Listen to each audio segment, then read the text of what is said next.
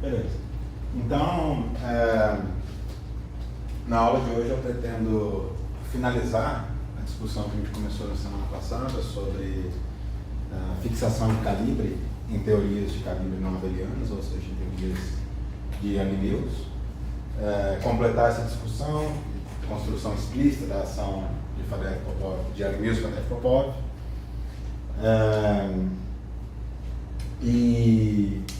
Com base nesse resultado da ação de Yang-Mills e Faddeev-Popov, derivar, ou pelo menos indicar como a gente deriva as regras de Feynman numa teoria de Yang-Mills, e começar a preparar o terreno para alguns cálculos explícitos, ou, quer dizer, não vai ser tão explícito assim, porque nessa altura do campeonato, enfim, as contas fáceis já foram feitas, agora ficam as contas difíceis, e as contas difíceis eu vou indicar qual é o caminho que vocês façam. Tá legal? É claro que eu vou disponibilizar alguns notebooks indicando o caminho para alguns desses cálculos que eu vou fazer, e outros vão ficar em lista de exercícios de vocês. Tá legal? Então, só para relembrar, a discussão da semana passada ela se deu bastante em torno de como definir uma integral funcional em teoria de Yang-Mills. A ideia era que aquela descrição ingênua de uma integral funcional, ou seja, integrar sobre todos os campos, ela possuía patologias, legal? Em particular, se você integra sobre todas as configurações de campo de calibre, você está somando várias vezes sobre configurações fisicamente equivalentes, e isso produz mais infinitos do que a gente está acostumado usualmente em teoria quântica de campos. Além dos infinitos usuais da integral funcional, você ainda tem esses infinitos de soma sobre infinitas configurações fisicamente equivalentes. Legal? E uma redundância na contagem de configurações físicas. Esse era um problema conceitual. Se você está disposto a viver com um problema conceitual, você poderia tentar seguir adiante e ver no que dá. Mas aí você vai se deparar num problema prático, que é o próprio cálculo da propagadora trilevel do campo de gauge. Se você simplesmente tenta calcular o propagadora trilevel de um campo de gauge, você vai ver que a função de 2 pontos que você obtém a partir da ação de Yang-Mills, a função de 2 pontos trilevel, ela é puramente transversa, o que significa que você não consegue inverter esse objeto. Precisa de um setor longitudinal para poder inverter esse objeto. E o caminho que eu estava direcionando é que a solução do primeiro problema conceitual vai levar diretamente a uma solução do segundo problema prático. Legal? Então, só para lembrar, né, a ideia pictórica do que foi feito. A ideia era, você define um espaço funcional, que eu vou chamar de A, que é o espaço de todas as configurações de campos de calibre. Tá? Dentro desse espaço funcional, você pode criar partições. Então, por exemplo, tem partições dentro desse espaço funcional.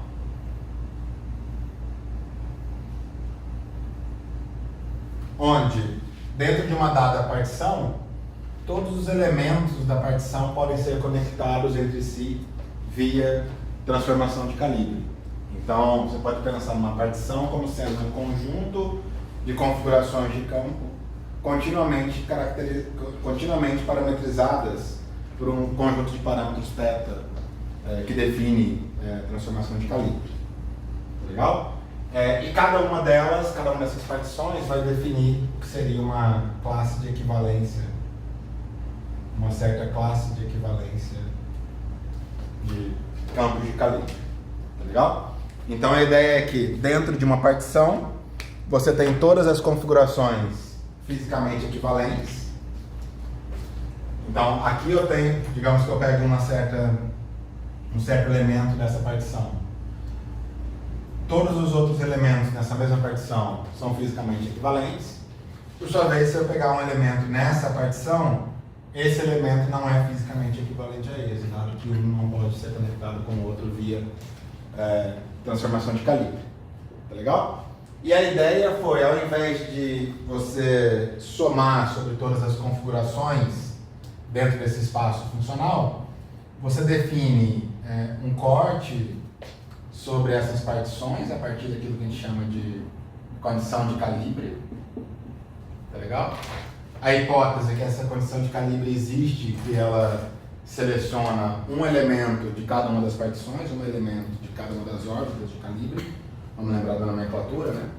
Esse conjunto de partições são chamadas órbitas de calibre. E o que a gente está fazendo é selecionar um elemento por órbita de calibre. Tá legal?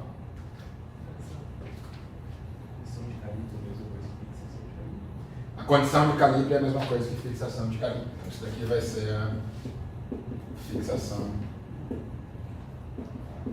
de calibre.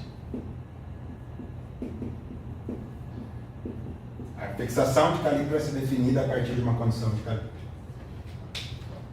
Bom, a gente pode dizer que o procedimento de fixação de calibre é a coisa como um todo, a Faddeev-Popov como um todo. Tá? Mas, enfim, acho que a nomenclatura varia um pouquinho com o contexto. Enfim, então, a ideia então era, ao invés de integrar sobre esse espaço como um todo, integrar somente sobre essa linha, né, definida, que seleciona um representativo em cada uma das órbitas, e essa linha, no fundo, era um espaço quociente do espaço funcional total, módulo ação do grupo de calibre. Então, a ideia era então como definir essa integral funcional sobre esse espaço quociente. E a gente viu, por meio do procedimento de Faddeev-Popov, que existe uma forma esférica de você definir essa restrição ou de implementar essa restrição a partir daquilo que a gente chama de truque de Faddeev-Popov, né? Só para lembrar, o truque de Faddeev-Popov envolvia definir como sendo uma certa quantidade, inserir esse na integral funcional, fazer algumas manipulações sobre essa unidade, os elementos ali compostos dessa unidade, e no fim do dia a gente chegou numa situação em que, após a seleção de um elemento por órbita, a gente podia definir, já vou direto para o funcional gerador, funcionais geradores com um conjunto de fontes,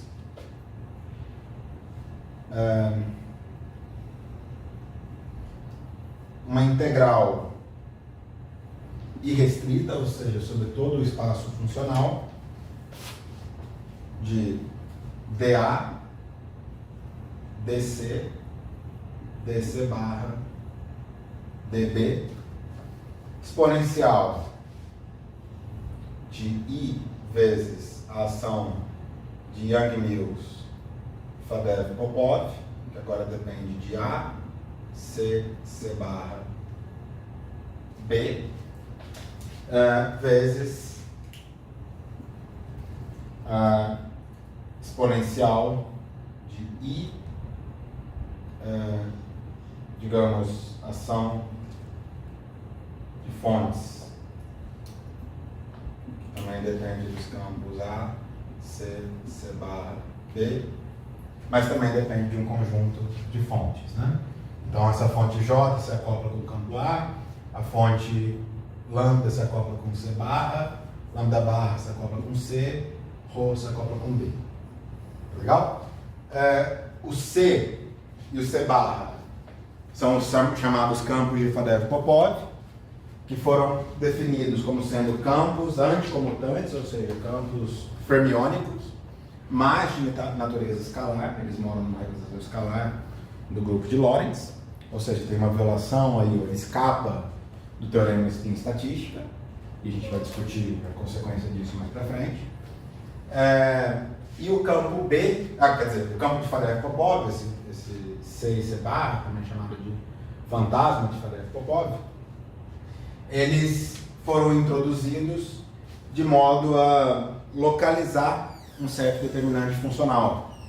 A gente chegou à conclusão que aquele 1 que a gente escrevia para inserir na integral de caminho, ele podia ser escrito como sendo determinante de um certo operador, que era o operador de Faddeev-Popov, e uma forma de localizar ou exponenciar esse cara de forma a tratá-lo em pé de igualdade na ação, né, era a partir da introdução de campos anticomutantes, de natureza anticomutantes. Esses são os campos de Faddeev-Popov. O B, por sua vez, que é o campo de Lautopi-Nakanishi, então, vamos colocar aqui, né, o C, CA, que depende de X, e CA, que depende de X, são os campos fantasmas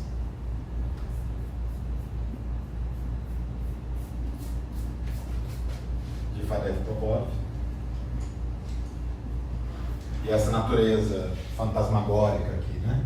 Ela está relacionada com o fato de se você quantizar, olhar somente para esse setor de Faddeev-Popov e quantizar economicamente, por exemplo, você obtém status de norma negativa, né? Probabilidade negativa de algo acontecer. Extrapolando a palavra probabilidade.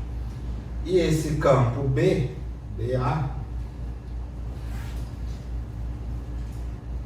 de X, é o chamado campo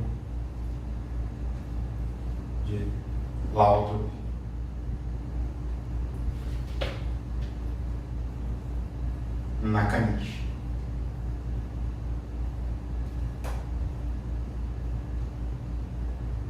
Tá legal? Que nesse caso aqui é um campo escalar que mora na representação adjunta do SUN, bosônico. Tá legal? E esse campo de Lautopi-Nakanishi ele foi introduzido para poder jogar uma certa delta da condição de calibre para exponencial na integral funcional. Tá? No fim do dia, a ação de Faddeev-Popov, de Yang-Mills-Faddeev-Popov, a ação de Yang-Mills-Faddeev-Popov depende de A, C, D. Ela pode ser escrita como sendo a própria ação de Yang-Mills, ou seja, bom, vou escrever todo mundo aqui, D4X. O primeiro termo vem da própria ação de Yang-Mills, então o menos 1/4 de F mini A, F mini A, mais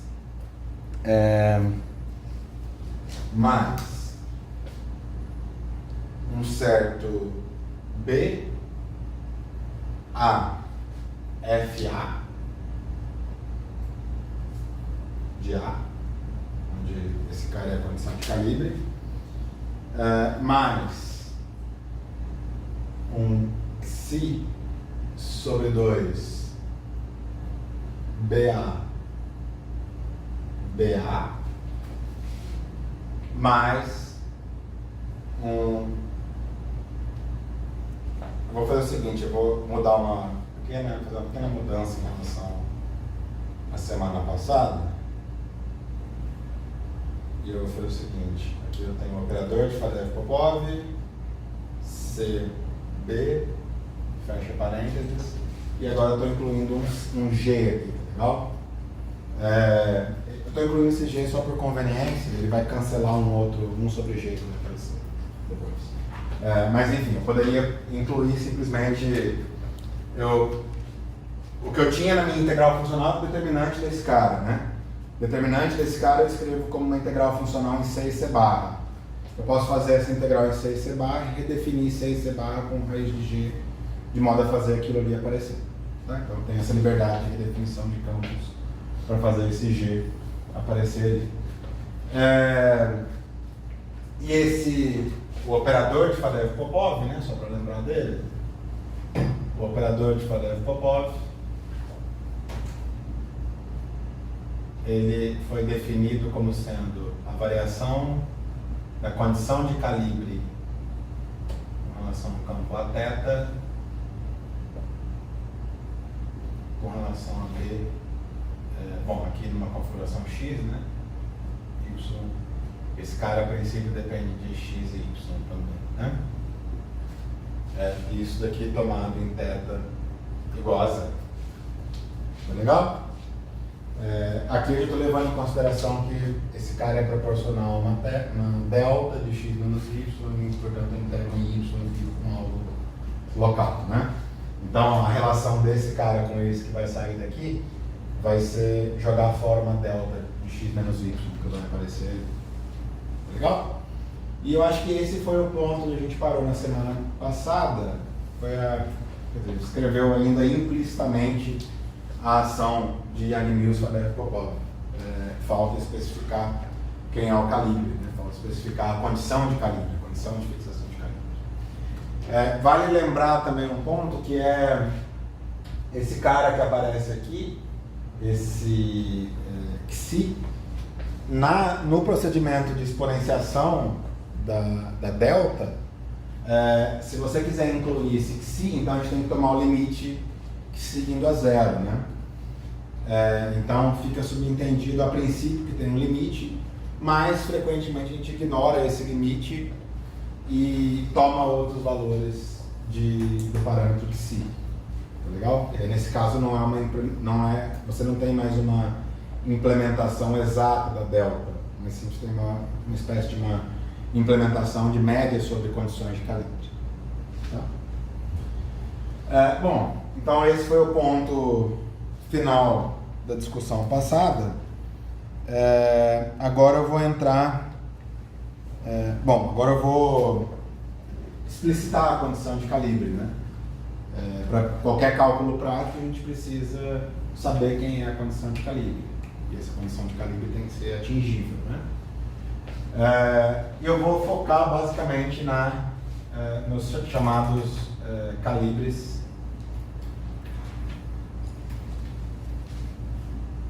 ou no calibre, né? Linear covariante.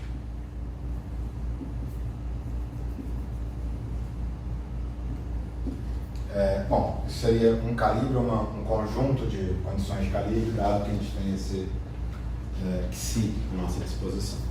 Tá legal? Eu vou definir esse calibre a partir de uma especificação dessa F. Então, a nossa definição vai ser F de A, FA de A, igual a dmi a mi e é isso. Tá? Esse é o nosso calibre linear covariante. É linear no sentido de um operador linear batendo no campo, tá? E covariante no sentido de esse objeto é explicitamente, manifestamente covariante por transformações de Lorentz, né? Vou escrever isso dessa forma aqui. Tá? Isso aqui é um escalar de Lorentz.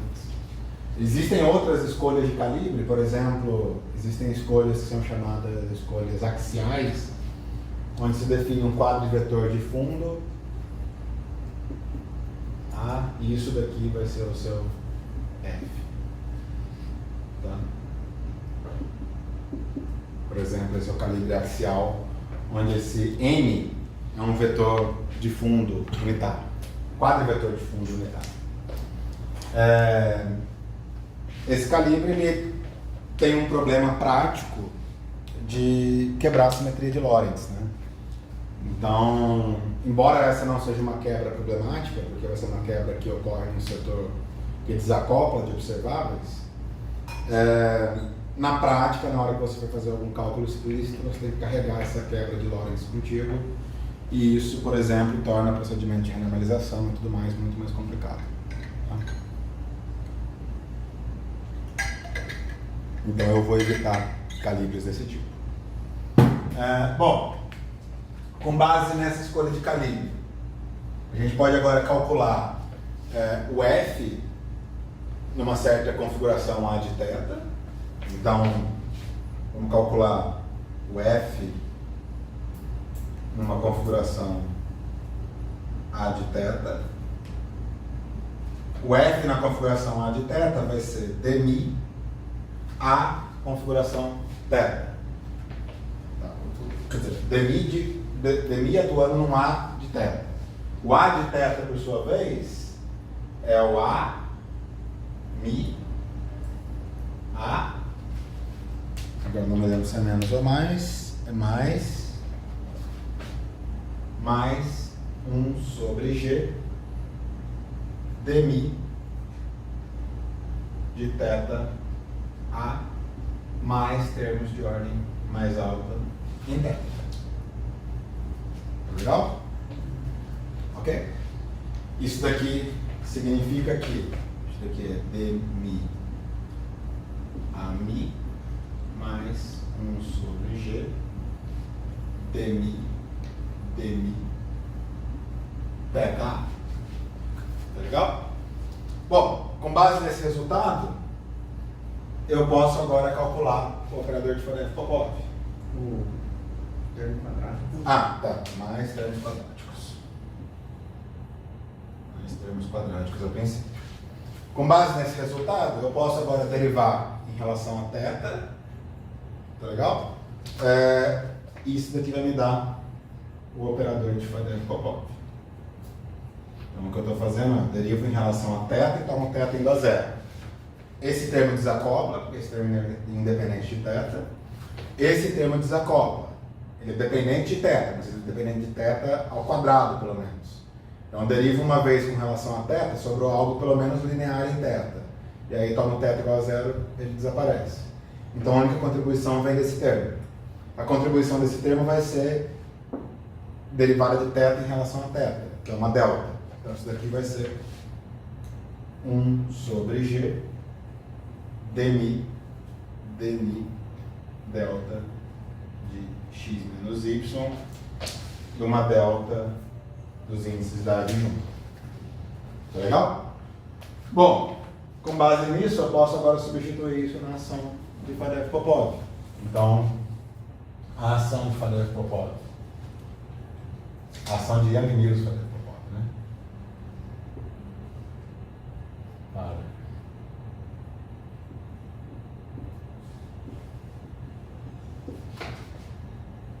lineares covariantes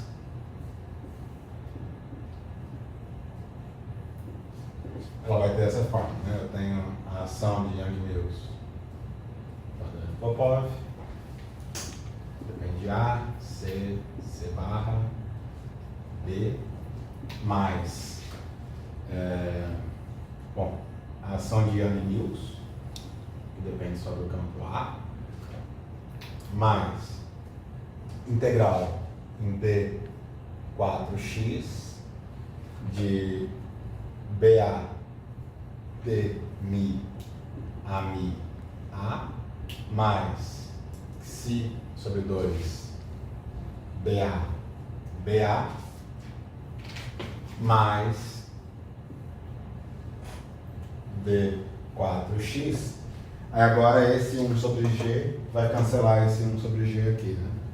Se eu quisesse, eu não precisaria ter colocado esse 1 sobre g, aí eu simplesmente faria uma redefinição de campo nessa etapa aqui. Então, isso daqui torna-se C barra A D. Desculpa, pessoal, desculpa uma coisa aqui, tá? Aqui não é proporcional a uma delta de cor, não. Isso daqui vai ser uma delta de AB, né? Lembra que isso daqui eu posso reescrever como sendo delta de AB B, né? Quer dizer, D de AB atuando em θB. Onde esse cara aqui, né? Só para lembrar, isso daqui é delta de AB dmi mais G FABC AMIC. A menos de algum sinal potencialmente errado ali. Menos. Tá? Então, na verdade, isso aqui é uma delta de AB. Então, isso daqui vai ser dmi. Delta não, D de AB. Dmi de AB CB. Tá? E essa é a ação de Yang-Mills Fourier-Popov para calibre linear covariante.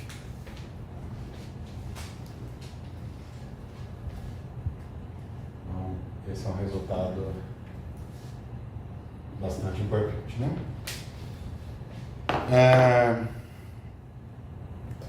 Vale só observar aqui uma coisa, tá? A gente integrar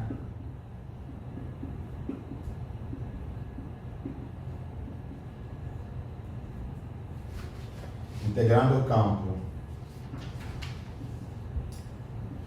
B, o campo de Lautopi-Nakanishi, integrar o campo de Lautopi-Nakanishi equivale a impor o B na solução da equação de movimento. Então isso daqui é equivalente a... Isso aqui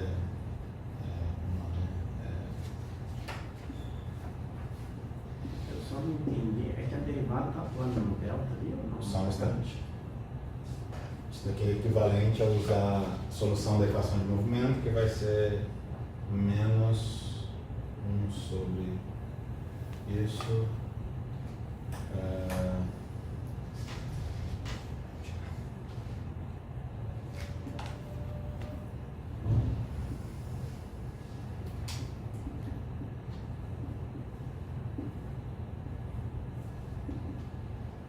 Como é que é? A derivada por variante já estava atuando sobre o delta ou não? Não, a derivada variante é tudo no C, né? Eu já integrei na delta. Então, o que eu estava chamando de M aqui é só esse miolinho aqui. Tá? A integração sobre o campo B, vamos lembrar, né? O campo B, ele vai... Bom, eu tenho a integral funcional desse cara, tá? E eu tenho uma expressão quadrática em B, né? Então eu posso desligar a fonte associada ao B, que é o ρ, e realizar a integral de fato sobre B. Realizar a integral sobre B, dado que esse cara é quadrático, equivale a impor B na equação de movimento, na solução da equação de movimento. Se você pega isso daqui e toma a equação de movimento com relação a B, a equação de movimento vai dar esse termo mais se B igual a zero. Então BA é igual a menos 1 sobre xi, derivada do AMI com relação, derivada de AMI A, né? Bom, integrando sobre o campo B, a gente obtém, a gente pode reescrever, né, a ação de Yang-Mills, Vandev-Popov, agora sem dependência no campo B, ação de Yang-Mills, integral de d4x, bom, aqui vai ser menos 1 sobre 2 xi dmi a.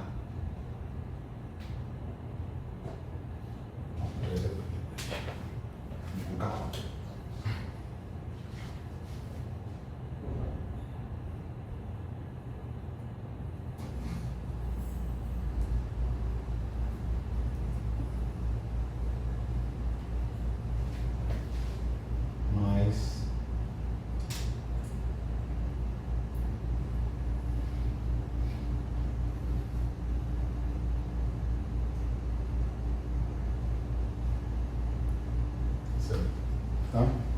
Que objetivo vai integrar isso não entendi? Como é que é? Ah, tá. Aqui, quando eu escrevi essa ação ela vinha como integral em... Esse pedaço da ação vinha como integral em x e em y, campo x, m de xy, campo y. Aí eu integrei em y aqui. Tá? Parece que a derivada está marcando no delta, né? Sim, você pode fazer uma integração por partes e tudo mais. Ah, tá, você fez lá, tá, agora aqui.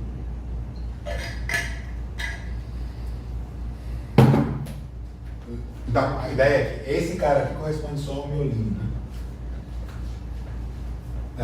Bom, então essa é a ação de Yang-Mills Vandev-Popov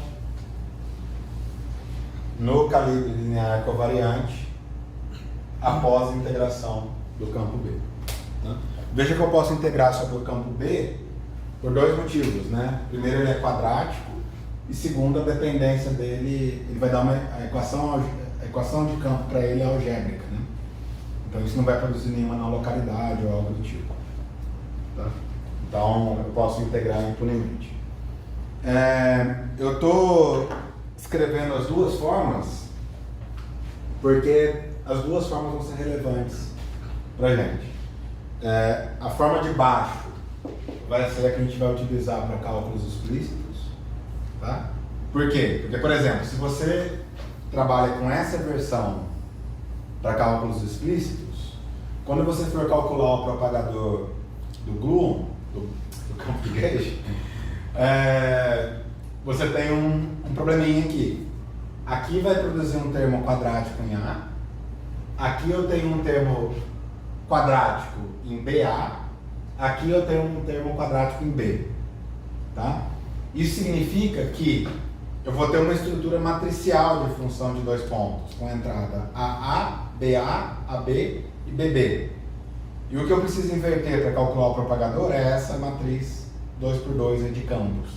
Tá? É factível, mas é um pouquinho mais chato do que fazer essa versão aqui direto. Tá? Essa versão aqui teria uma vantagem em relação a essa, que é permitir tomar o calibre de Landau logo de cara.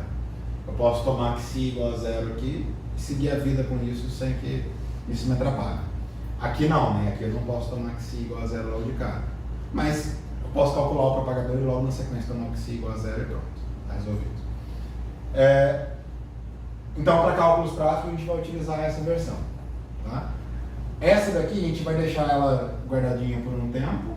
Quando a gente for voltar, provavelmente na semana que vem, para falar de simetria BRST e suas consequências, aí a gente vai falar dessa versão aqui. E o motivo é que essa versão, essa ação aqui, ela é simétrica por transformações de BRST. Essa versão aqui, ela só vai ser simétrica sobre transformações de BRST se eu colocar as configurações de campo para o campo C barra on-shell. Tá? Então eu preciso impor a equação de movimento para esse campo C barra. Essa daqui permite trabalhar de forma off-shell. Tá? E aí isso acaba sendo mais conveniente. Tá? Quando o senhor fala integrar o campo B é equivalente a tomar o BA igual a menos 1 sobre xi, né? É porque a gente vai completar quadrado dentro da integral de sim? Ah, tá. Isso. Basicamente você vai usar aquele método de ponto de célula, né? Só que é um método de ponto de célula se torna exato por ser uma integral gaussiana. E o método de ponto de célula envolve o cálculo da ação na solução da equação de movimento. Ok.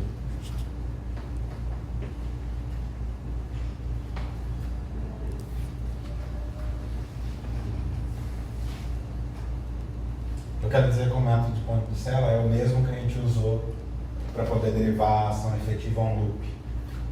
Pegar só a parte quadrática, avaliar numa configuração que satisfaz a equação de movimento e integrar o procedimento para chegar na fórmula tráfico log, né? Aquela do corredor. Aquela que vocês estavam discutindo naquele dia. Dúvidas? Não? Antes de voltar a discutir, bom, antes de chegar nas regras de Feynman, ainda tem uma parte um pouquinho mais longa, mas antes disso ainda tem uma parte rápida, que é discutir rapidamente aqui a fixação de calibre.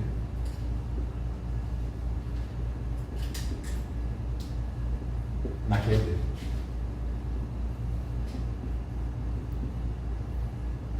Eu havia prometido, né? Dado que na QED eu fiz esse procedimento de fixação de calibre na mão, só enfiei um termo ali, eu acho que vale a pena justificar para vocês agora o porquê, dado que agora vocês já sabem fixar calibre numa teoria mais completa. Primeiro ponto aqui é que, bom, a QED corresponde a uma teoria de calibre U1, né? Isso não significa tomar o limite n igual a 1 em Young-Mills, porque isso daria um SU1. SU1 basicamente é um grupo composto só pela identidade. Então não é isso que queremos um grupo de transformações de fase, né? Isso pode ser feito para recuperar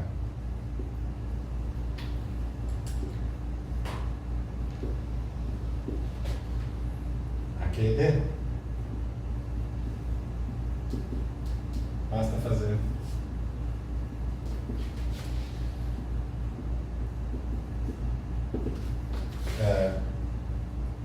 AMI vai para AMI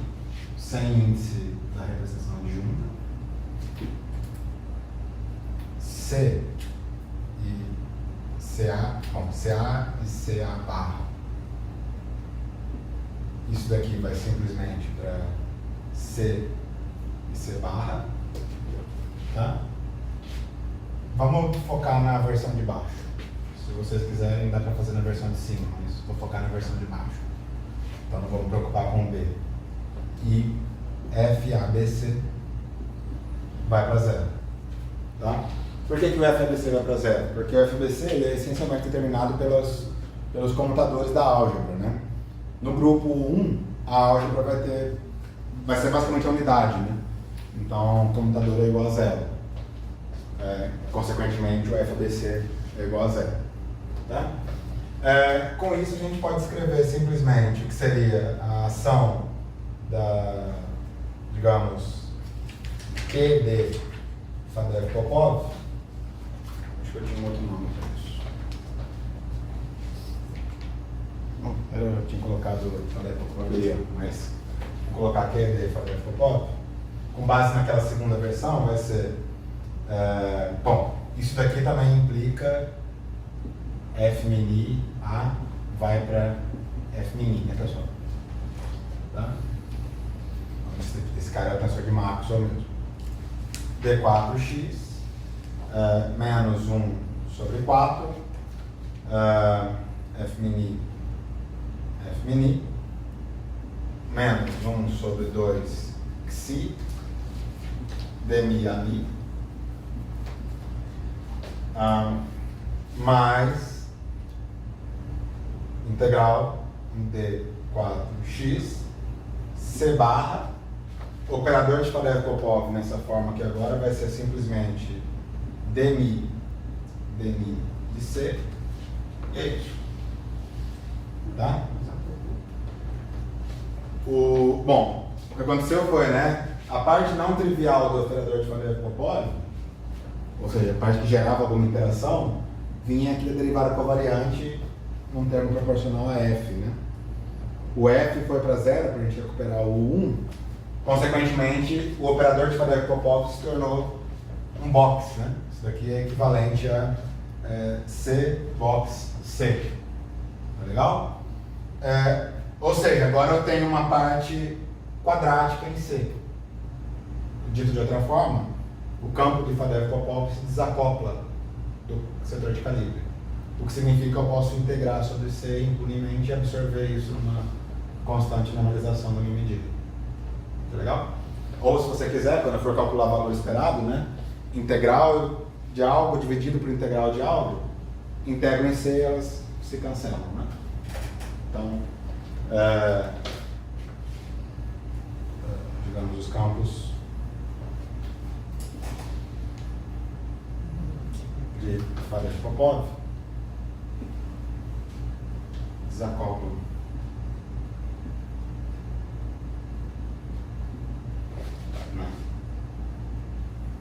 Q, tá?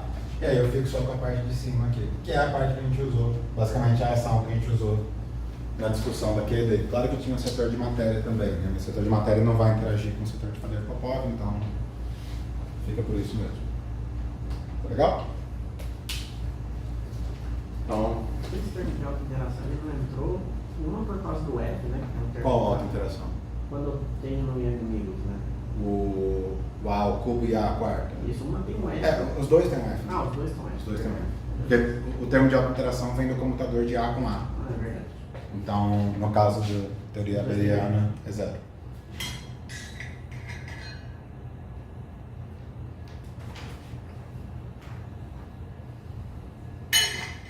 Bom, então está aí justificado o setor de calibre em inimigos. Desculpa, em QED. Se você quiser, você pode reescrever isso em termos do campo B também, o que significa que você pode discutir toda a ideia de simetria BRST na QED também, e todas as consequências da simetria BRST que eu vou discutir na semana que vem, também você pode fazer na QED. Inclusive, talvez até faça a discussão, uma das discussões sobre consequências da simetria BRST, talvez eu faça no QED, ao invés de fazer em NGMUs.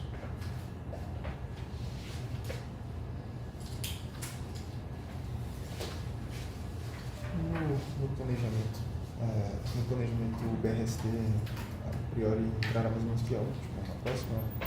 A ideia é semana que vem. Nas duas aulas da semana que vem, fazer BRST e algumas de suas consequências. Isso encerra em NGMUs. Hã? Mas se vocês estiverem dispostos, eu ainda continuo ainda mais se o Elias não vai mais dar aula. Eu pensei na outra semana, na segunda semana de dezembro, a gente pegar 2 aulas por dia de grupo de normalização funcional. Isso não vai ser cobrado, então fica só pela diversão de... A segunda semana é mais ou menos começa a partir de que dia? Eu sei que o dia 11 está nessa semana. Não sei. É dia 8, não é? Não sei quando começa, sei que o dia 11 está ali. Porque semana primeira, final de semana também. Cadê o Douglas? Agora é hora.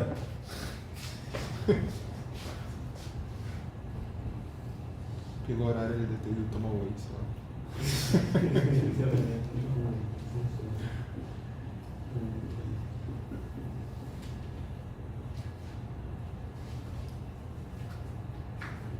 Bom, olha, por que tá achando o Douglas? Nossa. que agora não é só mais problema do Grigor, é problema do Douglas também. O Douglas quer fazer doutorado nisso, então agora se tornou problema dele também. Então, pessoal, agora é a hora, né? O que eu falei na semana passada para vocês tá quebrado. Essa discussão de fixação de calibre com base em Faddeev-Popov tá quebrada. Tá? Então, em particular, vamos lembrar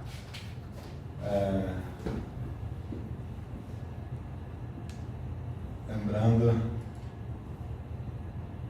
das hipóteses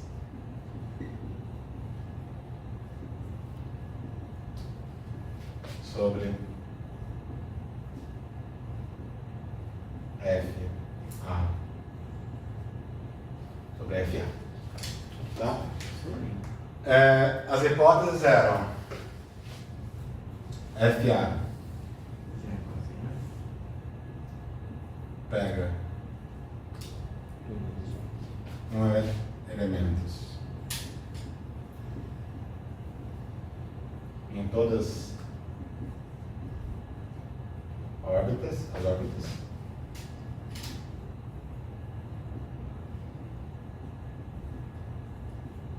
tá? Isso precisa ser verdade para garantir que você não está deixando nenhuma configuração fisicamente relevante de fora, né? Porque se você ignora uma órbita, vai ficar um setor da sua teoria sem ser integrado. Tá? E é um setor que não pode ser conectado com as outras órbitas via transformação de calibre, dada a definição da própria órbita. Né? A segunda hipótese é que F de A pega apenas um elemento por órbita. Oi? Um único elemento. Um único elemento, ou apenas um elemento. Por órbita. Tá? Então tem que pegar em todas as órbitas, mas só pode pegar um em cada uma das órbitas. E isso estava relacionado com o fato de que na hora que a gente reescreveu a delta em termos de um determinante de Faddeev-Popov, se você for lembrar da versão discreta, né? Delta de f de x pode ser escrito como uma soma em i f 1 sobre f' de xi delta de x menos xi, certo? A gente queria se livrar desse somatório aqui, e a forma de se livrar desse somatório é tendo apenas uma raiz, né? A raiz vai ser definida pela selecionar um elemento da ordem. Então, para se livrar do somatório, a gente precisou dessa condição aqui. Legal? E a terceira condição, que era para se livrar desse módulo aqui, porque o que apareceria seria, na verdade, o determinante, o módulo do determinante do operador de Faddeev-Popov, essa propriedade assumia que o determinante era positivo. Então, a terceira propriedade era que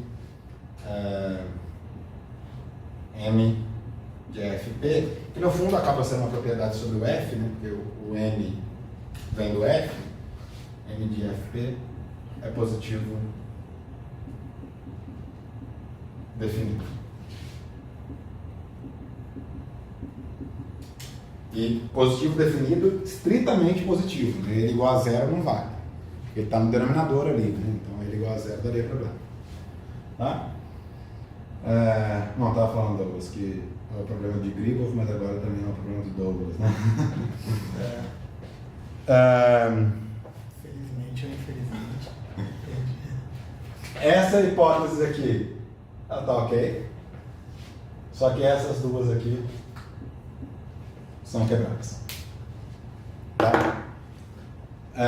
Para verificar isso, deixa eu fazer uma euclidianização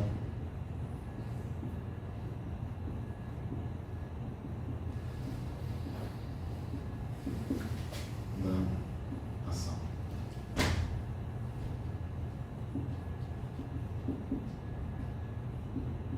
De Mills, Faddeev-Popov.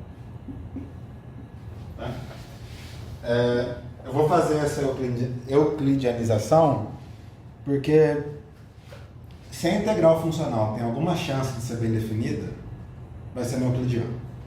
Tá? Então, eu vou levar para o euclidiano, onde a gente espera que algo seja bem definido, e no euclidiano a gente vai ver que a coisa quebra. Tá?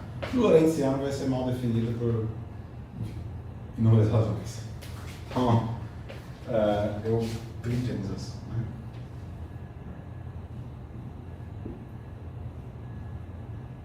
Euclidianização.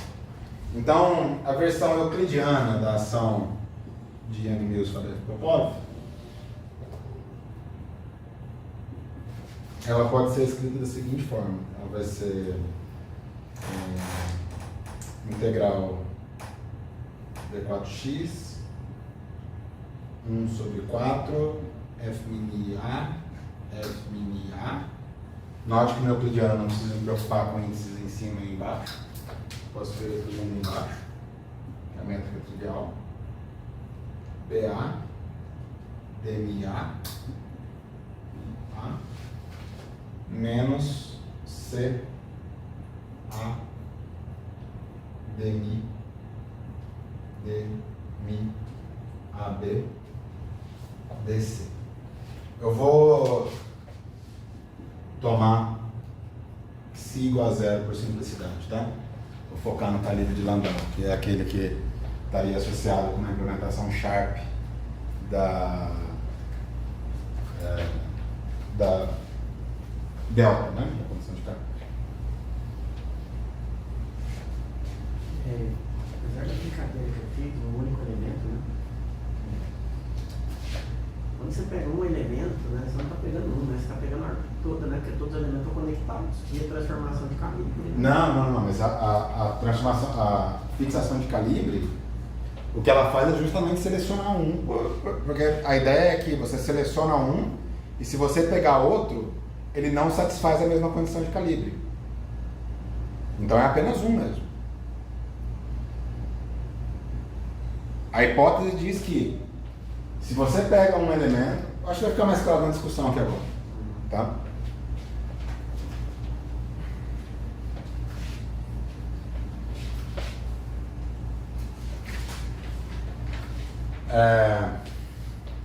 Essa ideia, em particular, eu vou mostrar para vocês que essa e essa se quebram, né?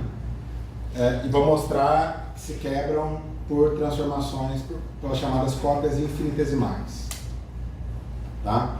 Cópias infinitesimais são cópias bom, não introduzi a palavra de cópias ainda, né?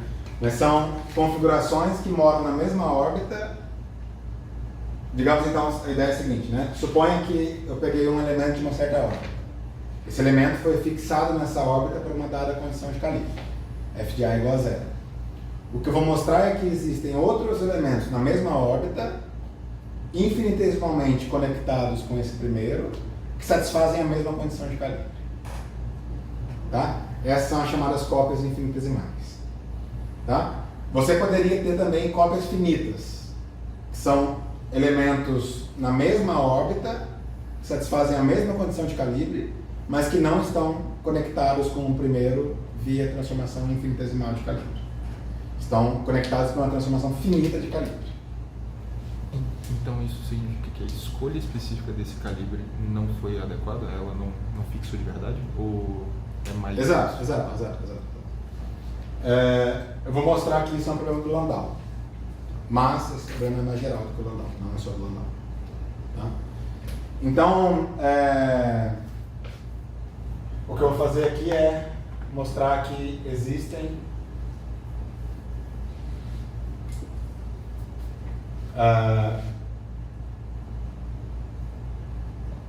mais, ou existe, né? Existe mais de uma. Bom, peraí, vamos.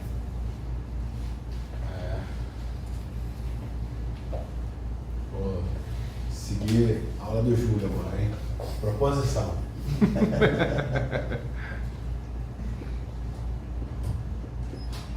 Dada uma órbita.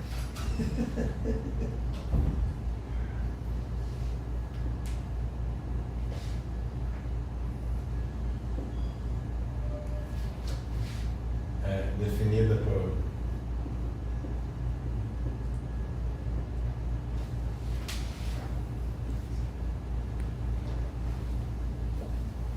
f de A igual a zero, então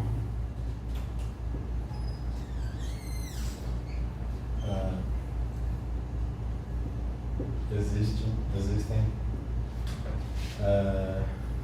mais de uma configuração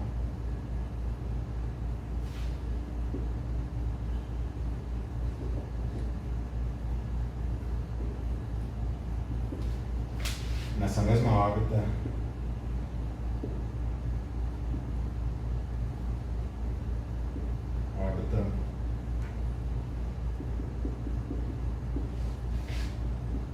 que satisfazem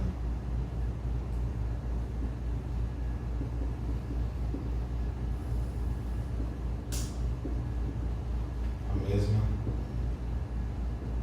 condição de calibre.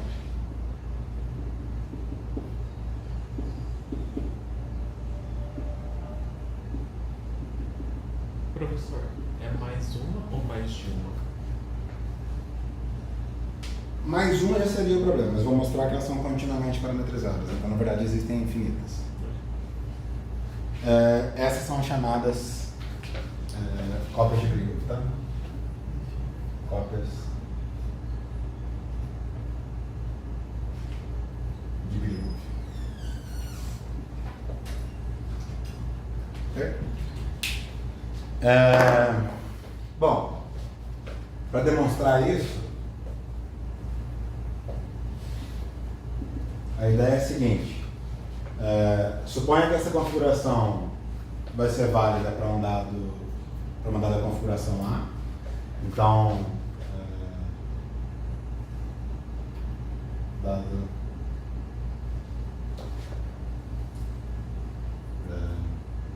f de A igual a zero, a pergunta que a gente se faz é se existe f de A de θ igual a zero para A de θ diferente de A. O que a gente tem que mostrar é que isso daqui vai resultar em algo positivo, tá? Então, a lógica é a seguinte, né? Vamos partir de um FA de A de θ, tá? Isso daqui, para o calibre linear covariante, vai ser dmi de ami A mais 1 sobre G dmi d AB de θB. E aí eu vou supor demonstração para cópias infinitesimais.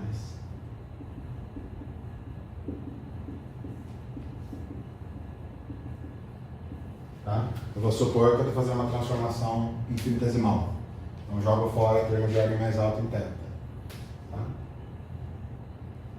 Isso daqui vai ser dmi a mi mais Você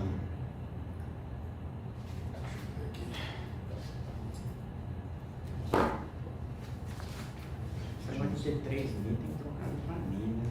Oi? Tem que trocar ele pra mim, né?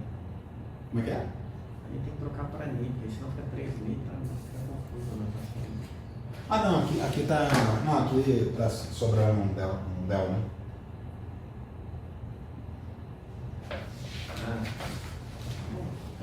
Tá, então isso daqui vai ser isso, mas. Bom, aqui eu posso colocar o índice embaixo, né? Mais 1 sobre G. Isso daqui no fundo vai dar isso vezes isso, que é essencialmente um operador de tarefa topológica. Né? Só que eu vou escrever uma convenção lorentziana da seguinte forma: FP AB θ de B. Aqui eu estou usando um outro aspecto aqui, tá? Que é o operador de Faddeev-Popov. No euclidiano vai ser menos dmi AB. Tá? Bom, então aqui eu estou só reescrevendo essa expressão, né? O primeiro termo é basicamente o F avaliado em A, que por hipótese é igual a zero. Tá? Então sobrou o seguinte, daqui a gente conclui que existem cópias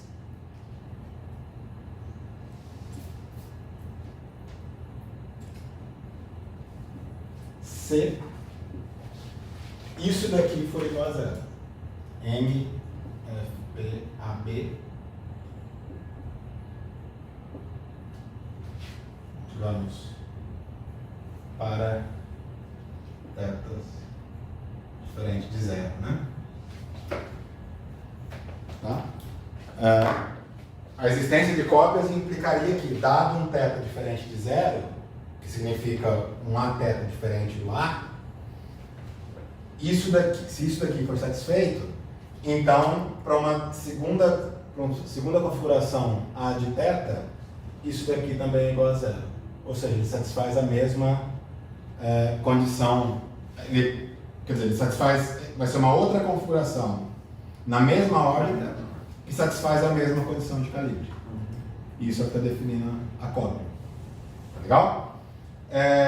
Além disso, se isso aqui for verdade, existe um modo zero no operador de Faddeev-Popov. Consequentemente, o determinante dele é igual a zero. Então, hoje estou inspirado na aula do Júlio mesmo, hein?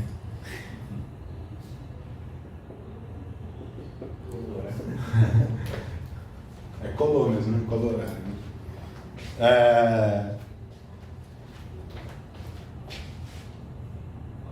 Se existem corolário. A palavra sim.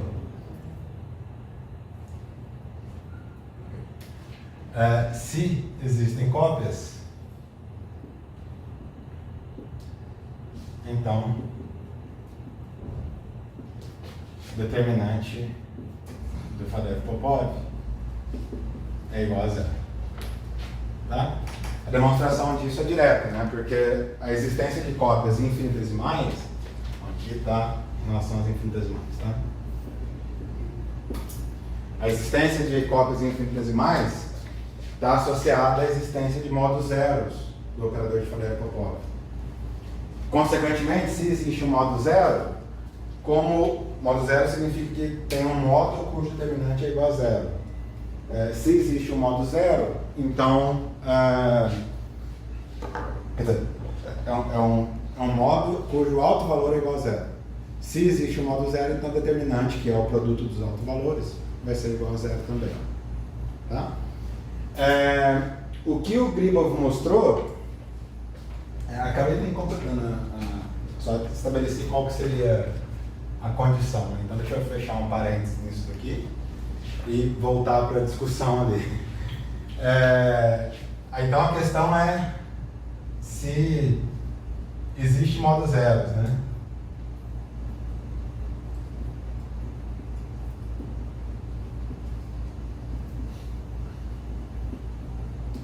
Bom, a existência de modos zeros vai estar associada à solução dessa equação aqui. Deixa eu escrever essa equação explicitamente. Aquela equação explicitamente vai ser menos dmi delta de AB, então, vai ser delta de AB dmi mais FABC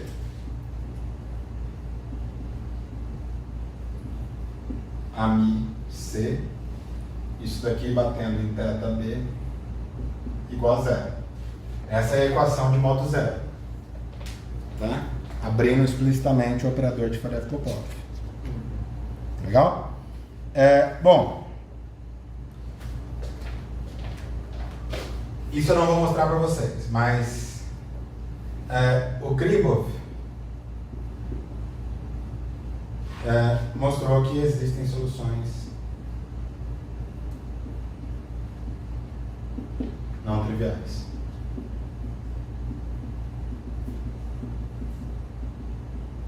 Tá? Eu quero dizer com isso, ele explicitamente pegou isso daqui, particularizou um A e resolveu isso. Tá? No fundo, isso daqui se torna um problema análogo da mecânica quântica. Né? Isso daqui no euclidiano vai ser um laplaciano. Aí você pode escrever isso aqui em coordenadas esféricas e tudo mais e vira uma resolução de equação de Schrödinger. Tá? Então, o Gribov mostrou que existem modos zeros. Mas, e aí vale a pena uma observação, modos zeros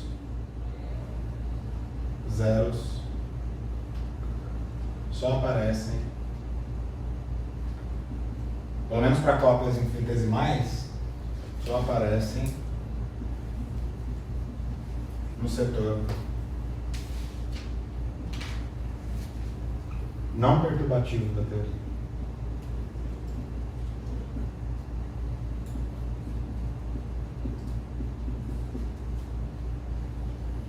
Tá? Então, eu quero dizer com isso é o seguinte: suponha que você esteja no setor perturbativo da teoria. Se você estiver no setor perturbativo da teoria, esse termo vai ser pequeno em comparação a esse. Tá? A ideia é que no setor... Bom, só falar, né? No setor perturbativo da teoria, esse termo é pequeno em comparação a esse. Só que esse termo aqui, menos demi, isso é basicamente menos um laplaciano, né? Menos laplaciano no espaço de Fourier corresponde a P quadrado, que no euclidiano é positivo definido. Então esse pedaço aqui é positivo definido para soluções não triviais, sob condições de controle adequadas. Então esse pedaço é positivo definido. Para você virar o sinal disso, você precisa de uma contribuição suficientemente grande do segundo termo. Tá legal? Nesse sentido, no setor perturbativo da teoria de N-Mills, as cópias de Gribov são irrelevantes. Tá? Então, as cópias de Gribov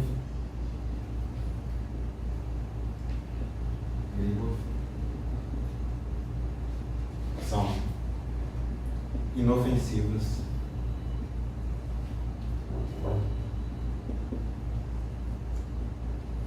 no setor perturbativo.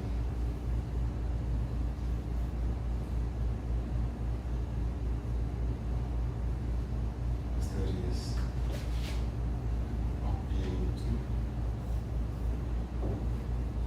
Tá? Acho que aqui vale a pena mencionar também o caso que seria equivalente a QED, né? Na QED você joga fora esse termo. Então, na QED você vai ficar só com esse termo aqui, que é positivo definido. Então, na QED o problema de Grigor está ausente. A gente usa esses mitos, está falando Laplaciano com amigo. Ah, não, aqui faltou um. Aqui na verdade seria. Demi. Ami.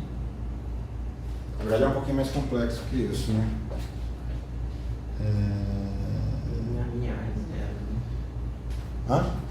É, o Demi MA é igual a zero, então vai ser basicamente isso aqui. Ami, a, Demi. A derivada bateria no produto, né? Só que aí para a observação do Rafael, Demi MA é igual a zero. Alguém presta uma caneta aí, por favor? Pra gente anotar isso aqui na minha.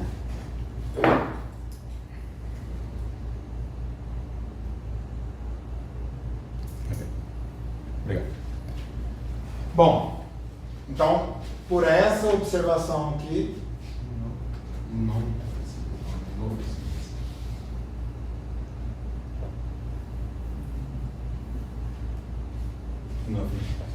por essa observação aqui que eu estou introduzindo para vocês fazer Popov, né? Porque a gente vai fazer cálculo perturbativo daqui em diante e no setor perturbativo a coisa está segura, tá? Existem propostas de soluções para o problema de Grigor. Eu acho que a linha mais desenvolvida é a linha da abordagem Grigor-Wierswanziger e sua versão refinada depois. Que, bom, não vou entrar em detalhes, mas de forma bem pictórica, a ideia seria você definir uma espécie de uma função Heaviside funcional que se anula em regiões onde tem cópias e dá 1 em regiões livres de cópia. E introduz isso na definição da integral funcional. Essa Heaviside funcional pode ser exponenciada e aí você pode encarar como sendo uma espécie de modificação na sua ação de Yang-Mills-Faref-Popov. Tudo isso só faz sentido se discutir no euclidiano. Tá? Então, todas as soluções para o problema de Grigor, pelo menos as que eu conheço, estão restritas ao euclidiano, onde o problema está bem posto, inclusive. No Lorentziano ele sequer está bem posto. E a passagem do Lorentziano, a passagem dessa solução euclidiana para o Lorentziano é bem aberta.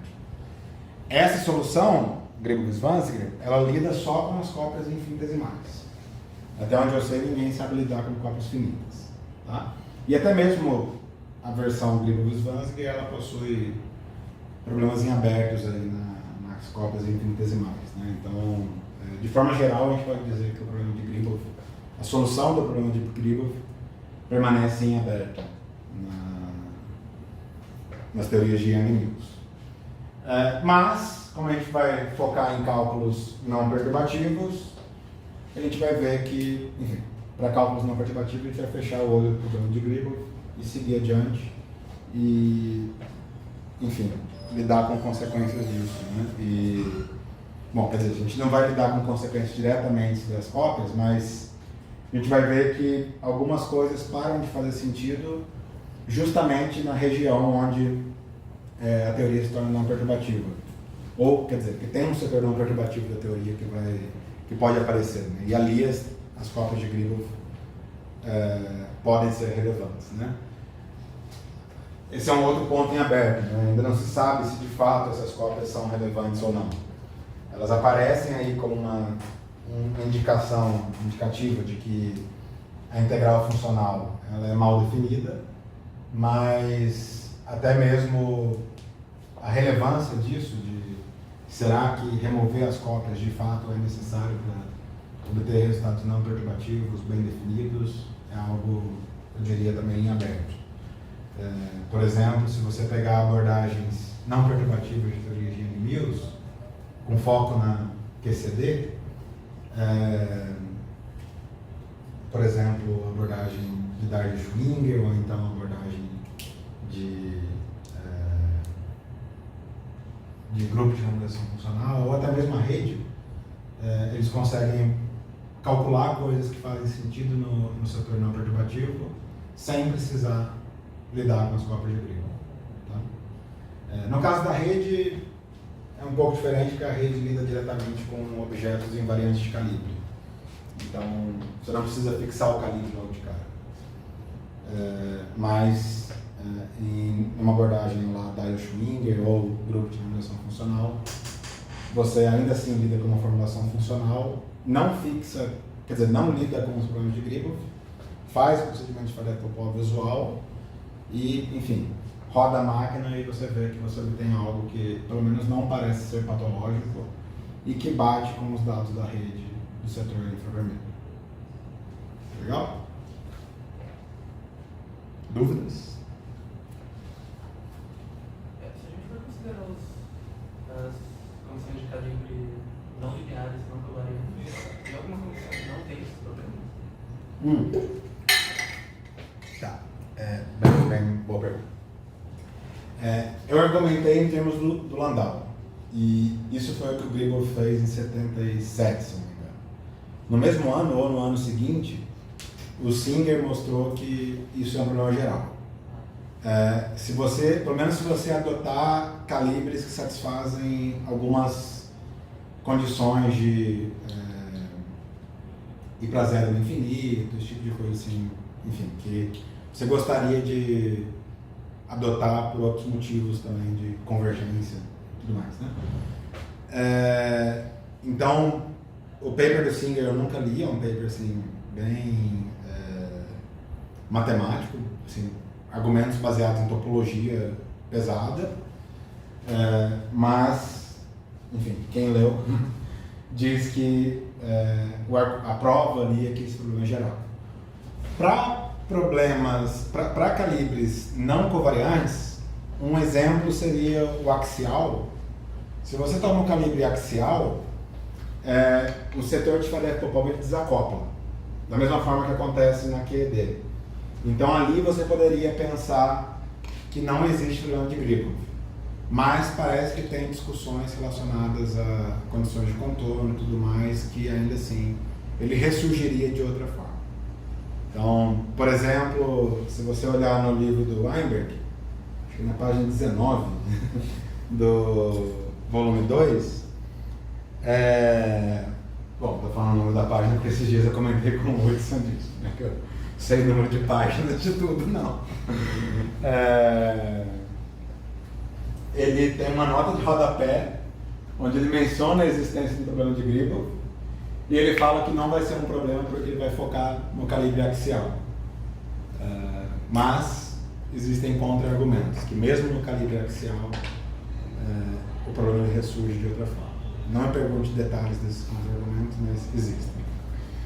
Eu tenho que correr atrás dessa justificativa, inclusive. Enfim, então esse é o problema de Grigor e agora dos Douglas também. Resolve. Tá bem aberto só uns 50 anos. Quase. Só para dar um gostinho aqui de qual que é a solução, como eu falei, né? Se você vou mostrar pictoricamente aqui como é a ação de Grigor-Zwanziger.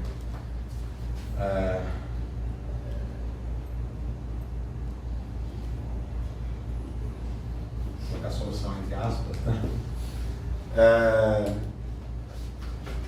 A ação de Grigor-Zwanziger, não vou me atrever a escrever Zwanziger, ela vai ser a ação de Yang-Mills Farad-Popov, mais um termo que envolve aqui um novo parâmetro, vamos ver acho que é um G quadrado, algum número aqui, D4x, D4y, então agora eu tenho algo não local, A de x. Bom, eu vou ignorar a estrutura de índices da adjunta aqui, que eu não me lembro exatamente quais são. M a menos 1 de Faddeev-Popov, de x, y, A de y. Tá? Vitor, e aqui que vem aquela ação que eu te passei. Tem um outro termo aqui que é um termo constante, que desempenha um certo papel, mas para a discussão que eu vou colocar aqui, ele é irrelevante. Tá? Um termo constante eu digo independente de campo, que vocês falam. Termo de volume, basicamente. Como que isso, de alguma forma, resolve o problema de Gribov, né? Pensa o seguinte, isso daqui vai aparecer exponenciado numa integral de caminho. Tá? Então, a nível de Z, você vai ter uma integral de caminho sobre A, sobre os campos de Faddeev-Popov, tudo mais. Você vai ter a ação de exponencial de menos a ação Yang-Mills Faddeev-Popov vezes uma exponencial de menos alguma coisa G isso exponencial integral de A n a menos 1 A. Tá legal? Se você passar por um modo zero, o que acontece com o n-1? O n-1 diverge, né? Porque o n-1 vai ser proporcional a 1 sobre o determinante do operador. Então, se você passa por um modo zero, esse termo diverge. Só que é uma exponencial desse termo, o que significa que esse termo vai para zero.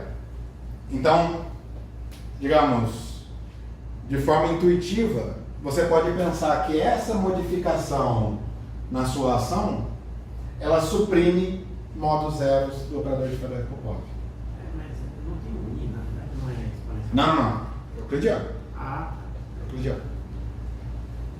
A versão lorentziana seria algo como oscila rapidamente e interfere entre si. Mas nada disso foi feito no lorentziano. tá. Então, a ideia é basicamente essa. Você tem uma espécie de supressão dos modos zeros, né? A nível de integral de caminho. Legal?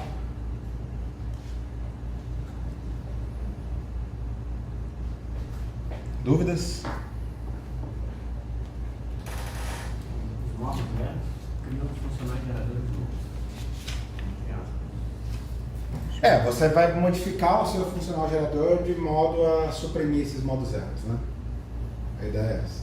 Mas esse cara aqui, ele, na verdade, ele vem, essa modificação aqui, ela vem da exponenciação de uma Heaviside, essencialmente. Tá? Pelo menos esse foi o caminho que o Gribov construiu. Porque no próprio trabalho em que o Gribov aponta a existência do problema, ele aponta uma solução. Tá? E aí a solução dele vai ser introduzir essa teta, essa Heaviside teta na integral funcional, e ele faz isso através da chamada no pole condition, condição de não polo. Então a ideia é a seguinte: você tem um operador que ele vai ser patológico se existir um polo, tá? E você pode identificar esse operador patológico, quer dizer, você vai ter um operador patológico se ele for singular, e você pode identificar essa singularidade como sendo um polo no propagador do fantasma. Porque o fantasma ele vem basicamente na forma C barra, operador de Faddeev-Popov C.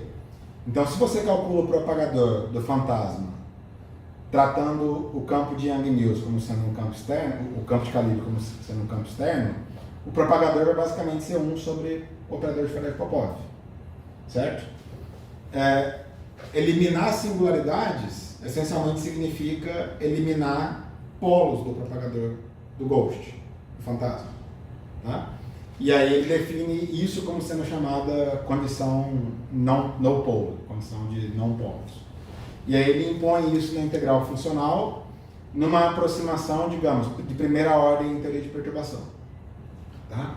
Então isso foi Gribov lá em 77. Aí ele chega numa versão que seria próxima disso aqui, em primeira ordem em teoria de perturbação. Lá em 91, se não me engano, não me lembro de quando que é o trabalho do Zwanziger. Bom, em algum momento entrou o Zwanziger e aí ele define uma outra forma de se implementar essa restrição. Tá? Ele define um certo funcional e ele minimiza esse funcional de modo a implementar essa restrição. Na minha opinião, bem mais difícil de entender essa versão do Zwanziger.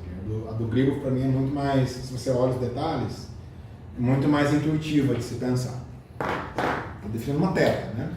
Ok, você tem ali a matemática de como definir essa teta, mas você quer algo que dê 0 numa região e 1 em outra região. Tá? A do Zwanziger ela vai ser definida com base nessa na introdução de um novo funcional, minimizar esse novo funcional, e aí ele chega nessa ação aqui. Além disso, ele localiza essa ação, então aqui tem um operador -1, né?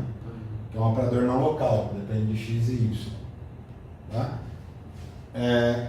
Em teoria quântica de campos, tipicamente a gente gosta de lidar com ações locais, por vários motivos.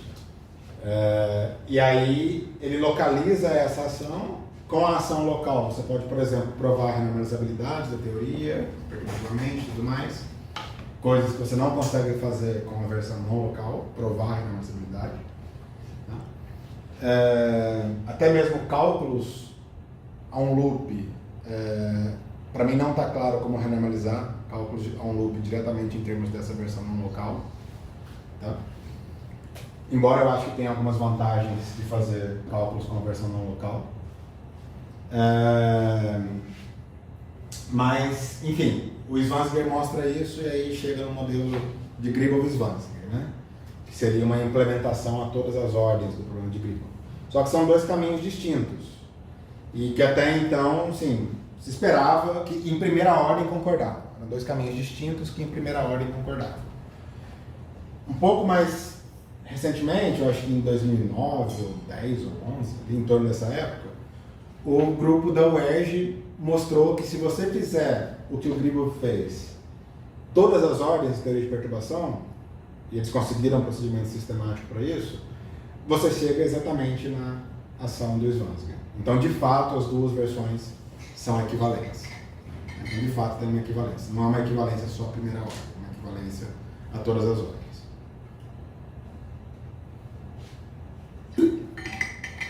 Beleza. Dúvidas? 15 minutinhos? 15 minutinhos? Falei que ia trazer pão, né? Não trouxe. Como é de fermentação natural? Eu falei assim, não só de pão viverá o homem. O quê? Não só de pão viverá o homem. Mas das minhas palavras aqui, é tudo disfuncional. Antigamente era estudante que trazia maçã, professor. Bom, só para encerrar a aula de hoje, eu vou indicar como calcular as regras de Feynman.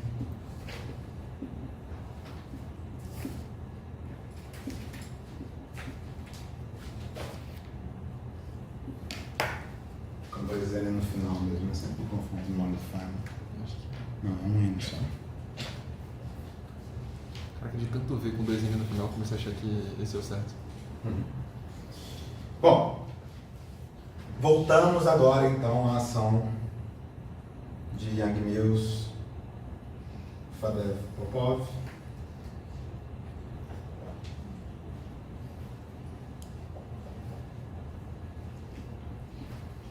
E eu vou focar na versão com o campo de Lautrop-Nakanishi integrado. Tá? Eu vou escrever essa ação da seguinte forma. Isso aqui vai ser uma ação que vai depender de A, C, C barra. Eu vou escrever isso como sendo uma ação que depende de A ao quadrado, mais uma ação que depende de A ao cubo, mais uma ação que depende de A à quarta, mais uma ação que depende de C barra, mais uma ação que depende de A, C barra. Tá? A ideia é, né, eu pego a ação de Amigovius Faddeev-Popov, abro o A explicitamente, o A vai me dar um termo quadrático em A, um termo cúbico em A e um termo quartico em A. Identifico cada um deles aqui, pego o setor de Faddeev-Popov, o setor de Faddeev-Popov vai ter um termo quadrático em C e um termo quadrático em C e linear em A, né, que vem da derivada covariante.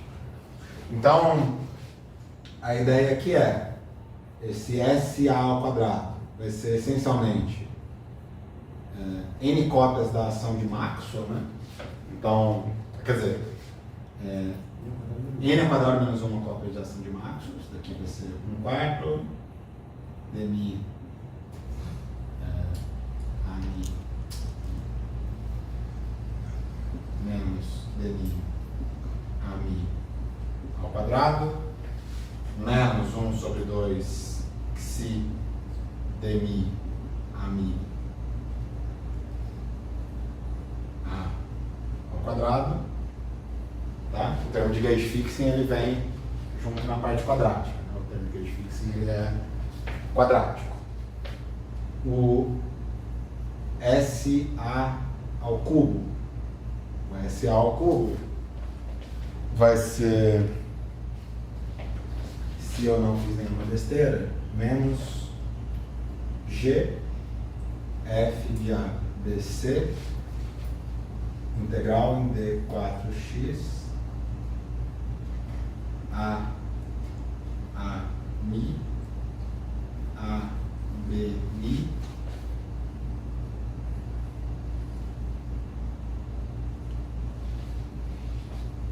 D mi C mi. Tá legal? Isso daí eu expando o F, multiplico, pego os termos cúbicos, faço algumas renomeações de índices e mais, aí chega nessa forma.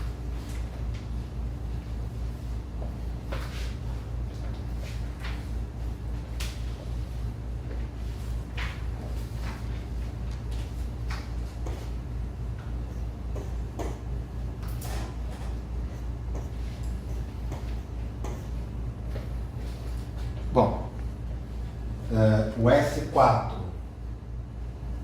SA4, isso daqui vai ser menos G quadrado sobre 4, F ABC,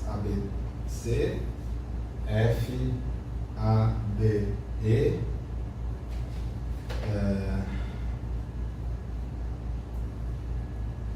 o A tá somado, beleza? Integral D4x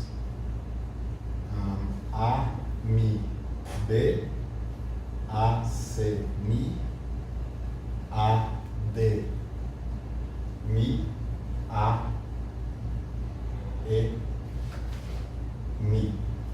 Tá legal?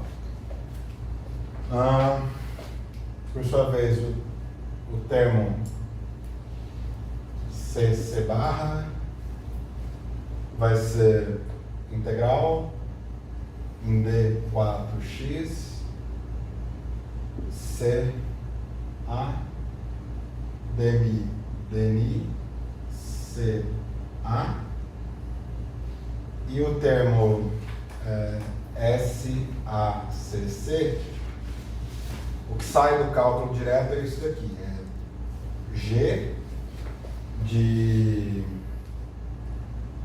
FABC integral em D4x CA dmi C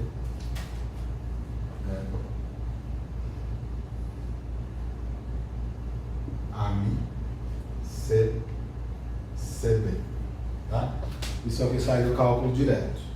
Só que isso daqui você pode, após a integração por partes e renomeando alguns índices, reescrever como sendo G FABC integral em D4x AMI A DMI C barra C CD. Legal? Tá? Bom, essas são as partes que precisam ser levadas em consideração para poder calcular a regra de Feynman. Calcular a regra de Feynman significa calcular os propagadores e vértices, né? Propagador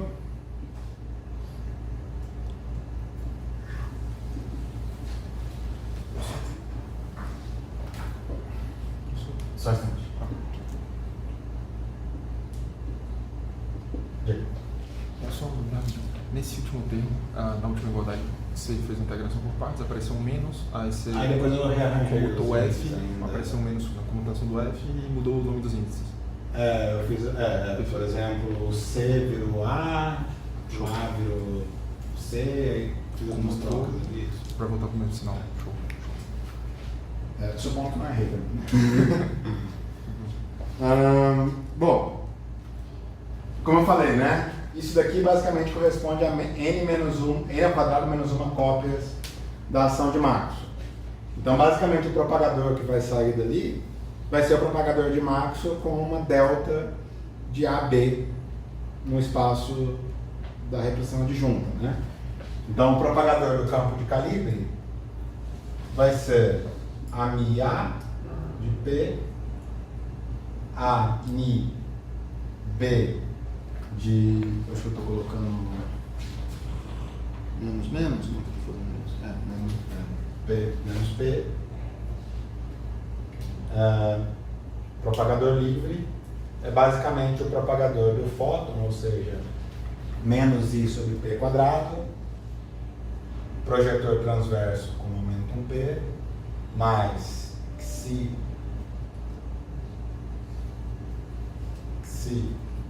projetor longitudinal com momento P, só que agora uma delta de AB.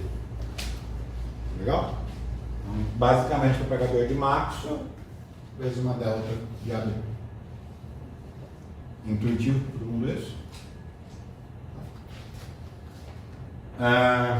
O propagador do Ghost.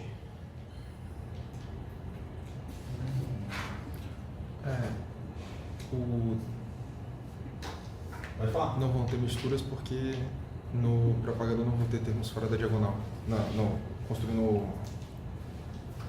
Na hora que você deriva isso daqui com relação ao campo de calibre, você derivar com relação a AMI A, AMI B. Cada um deles vai produzir uma delta, né? Então o resultado é que vai ser proporcional. A função de 2 pontos vai ser a função de 2 pontos usual do fóton vezes uma delta de AB. E aí a inversão ela envolve só a inversão da parte não trivial, né? Porque a inversão da delta é a própria delta, né? O propagador do fantasma, definindo como sendo C A de P, C B de menos P. Isso daqui vai ser menos I, é menos?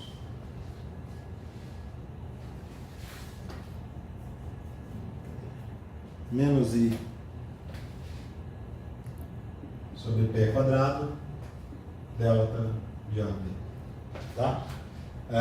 Isso daqui não é difícil de ver, né? Você parte dessa ação, vai para o espaço de Fourier, isso daqui vai dar um menos P quadrado. Tá? E aí vai ter um delta de AB que sai aqui do índice de cor. Então basicamente é isso. O I usual. Se usar menos P quadrado, teria que ser mais I? Não, isso mesmo. Aqui vai dar menos P quadrado, eu só inverto isso. 1 sobre P quadrado, aqui, isso daqui no espaço de Fourier vai dar menos P quadrado. Eu inverto isso, vai dar menos 1 sobre P quadrado. E aí eu multiplico por I simplesmente. Não é multiplicar por I e depois inverter. Inverter e multiplicar por I. Isso daqui, a gente denota dessa forma aqui, tá?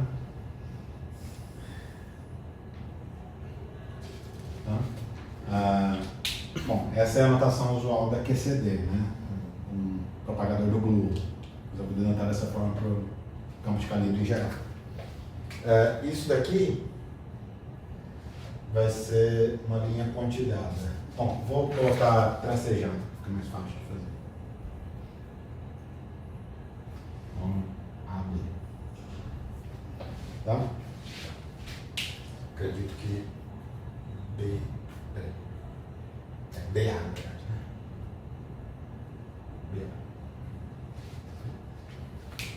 BA. Esses são os dois propagadores. Lá em cima também inverte, não inverte? Oi? Lá em cima não inverte, né? B e A. Mas aqui é simétrico, tanto faz. De baixo que é o que importa.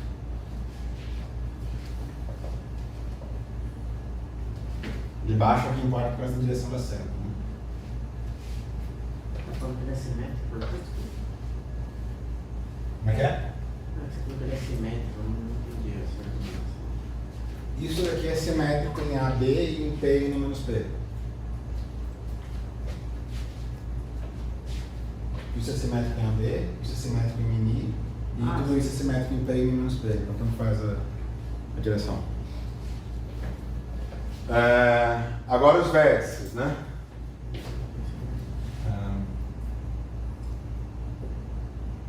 Vértice.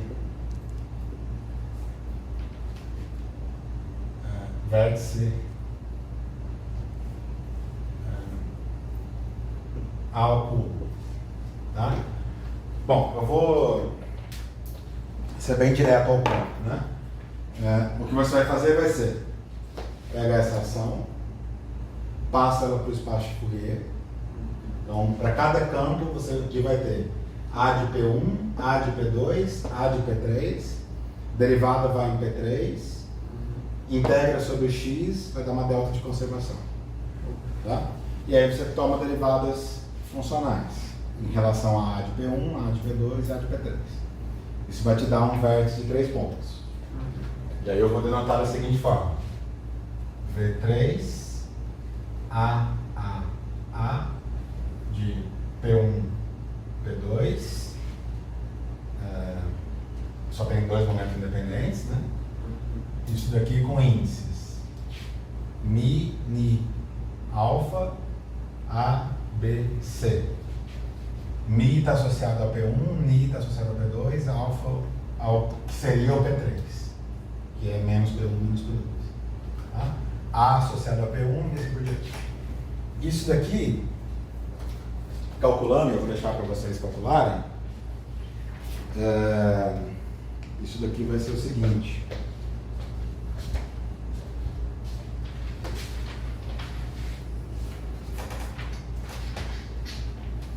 Aqui vai ser G, F, A, B, C,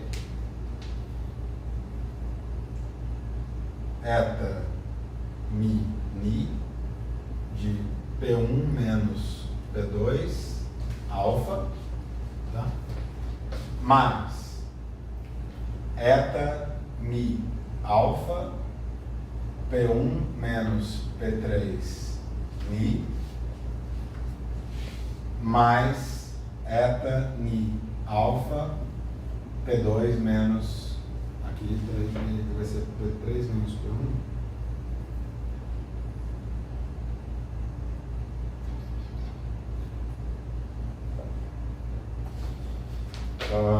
Aqui eu tenho a impressão que talvez seja P3 menos P1, tá? Vou precisar confirmar isso. P3 menos P1. É uma permutação cíclica. E aqui vai ser P2 menos P3, Mi. Tá? Aqui tem que confirmar se é P3 menos P1 ou P1 menos P3. Tá? Deixa eu colocar aqui. Presta a caneta aí.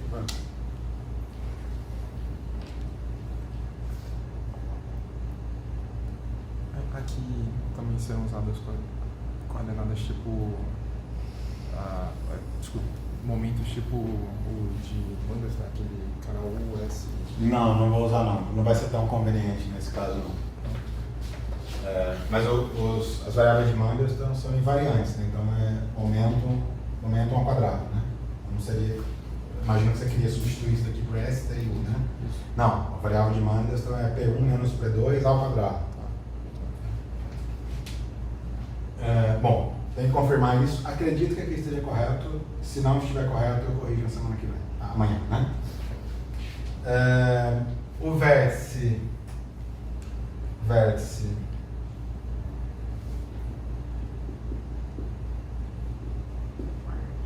A40 vai ser um V, A,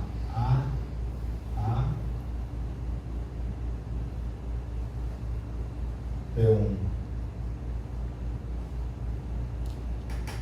P2, P3, de A, B, C, D, mini, alfa, beta. Aqui está implícito que o P3 é igual a menos P1 menos P2, tá, pessoal? Vale mais a pena escrever com P3 explícito, por conta da simetria aqui dos fatores, mas fica implícito a imposição de conservação de momento. Aqui vai ser menos IG quadrado, F de A, B, C, ABE, desculpa. Bom, deixa eu denotar o seguinte. F, A, B, C, D, um F maiúsculo, eta mi alfa, eta mi beta, menos eta mi beta, eta mi alfa, menos I, G quadrado, F de A, B, C, D, eta mi, eta alfa, beta, menos eta mi beta, eta mi alfa, menos IG quadrado, F de Fzão, de A, B, C, D, de eta mi, eta alfa, beta, menos eta mi alfa, eta mi beta. Tá? Onde esse F, A, B, C, D vai ser um F de A, B. Desculpa, peraí. F de A, B, C, D vai ser F de A, B e F de A. Não, de C, D, E. Então aqui vai ser, na verdade, os índices aqui são diferentes. Aqui vai ser um F de A, C, B, BD, desculpa, BD. Aqui vai ser AD, BC. Para um F ABC em geral, ABCD em geral vai ser basicamente isso.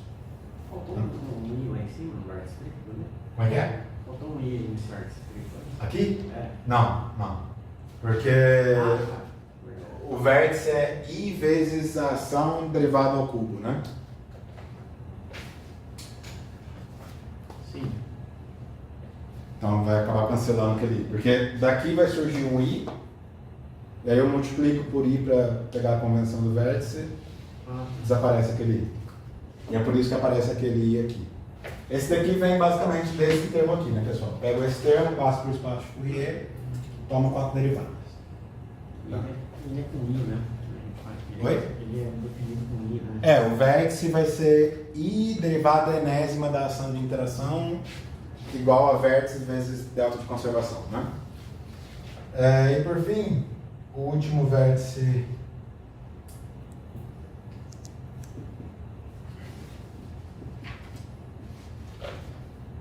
ACC barra, isso daqui vai ser V3 ACC barra, que em geral depende de momentum P1, momentum P2,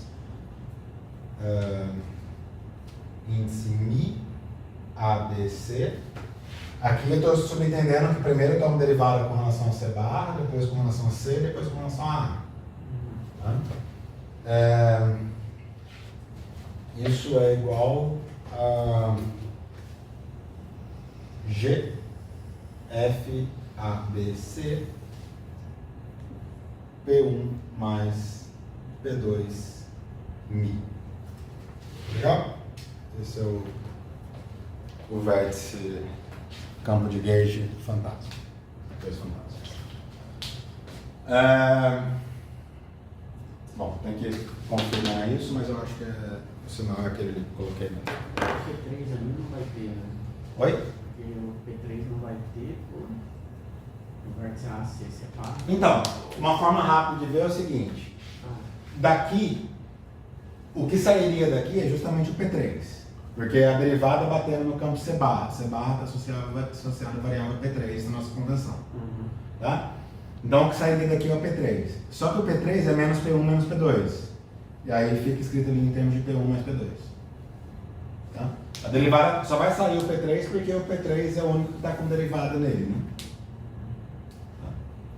Ou se você quiser olhar por essa versão aqui, eu tenho derivada batendo nesses dois caras. Ou seja, vai sair derivada batendo em P1 e P2. Que é o P1 mais P2. Tá? Esses vão ser os vértices que a gente vai usar para calcular amanhã diagramas. Eu acho que vale a pena comentar rapidamente. Esses cálculos aqui, eles são um pouco chatos de fazer na mão. Você vai pegar essa ação aqui, vai ter que tomar um monte de derivadas, vai dar 3 fatorial termos, 9 termos, que você vai ter que sair simplificando e tudo mais. Tá? Existe um atalho aqueles truques que você aprende na vida e não está em livro nenhum, que é o seguinte: eu tenho 3 campos, tá? Então eu posso multiplicar e dividir isso por 3 fatorial. Tá? Então isso daqui vai dar 3 fatorial, 3 fatorial. Tá? Pego a parte de cima. Então a ideia seria o seguinte: multiplico por 3 fatorial, divido por 3 fatorial. Foco na parte de cima aqui. Tá legal? Cada um dos A's eu substituo por delta de A, Mi. Bom, poderia chamar isso daqui de linha, linha, linha, linha, linha, linha, linha, linha, linha. Linha. Tá legal? Cada um dos campos eu substituo pelas deltas de crônica correspondentes. E derivada eu substituo pelo momento correspondente. Isso vai me dar uma estrutura tensorial. Tá? Então daqui eu obtenho diretamente, deixa eu fazer rapidamente aqui, né?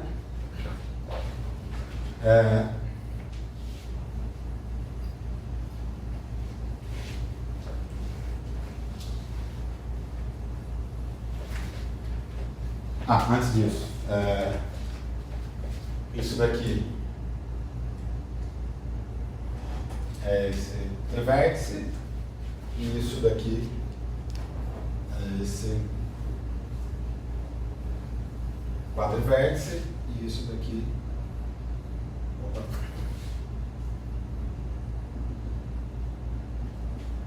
é esse cara. Eu não lembro, peraí, o C tinha que estar entrando, né? Aqui vai ser índice Mi A.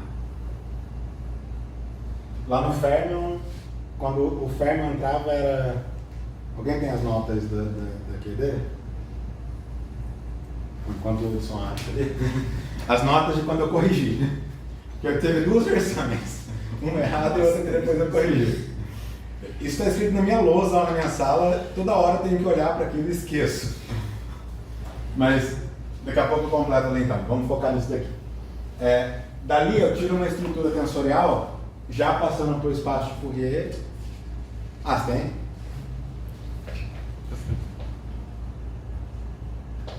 O problema é que eu não sei se essa é corrigida ou não, né? Calma, então.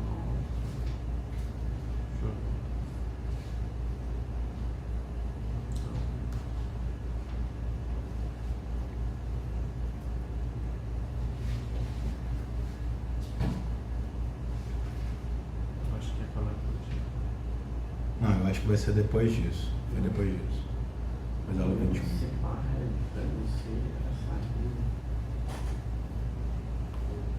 Essa daí, essa daí. Deixa eu ver aqui em cima.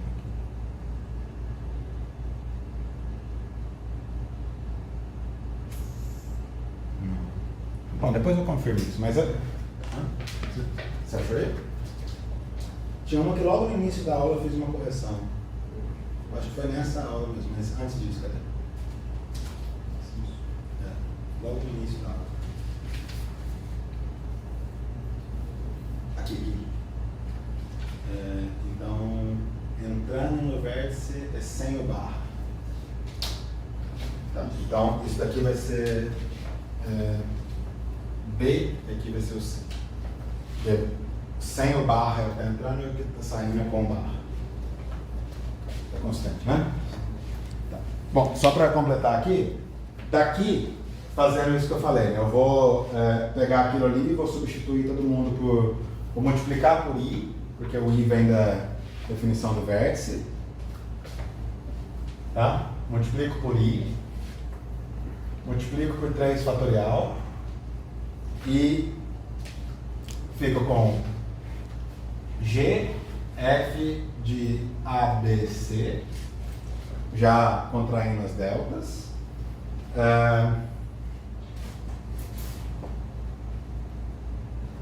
P... aqui vai ser P3 basicamente, né? P3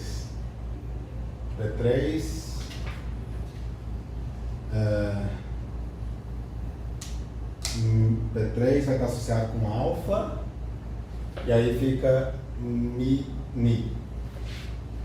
Legal?